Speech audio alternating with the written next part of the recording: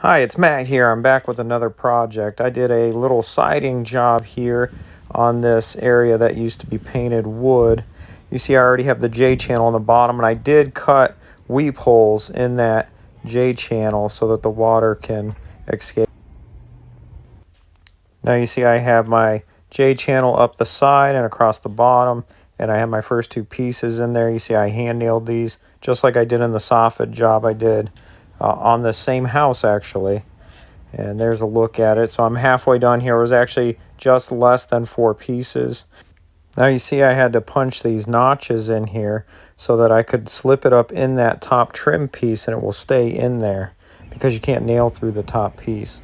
And then I went ahead and caulked along the top so water wouldn't get in behind there. And now you're getting a final look at the project. It was a great improvement over what there was there before. Thanks for watching. Please check back for more videos.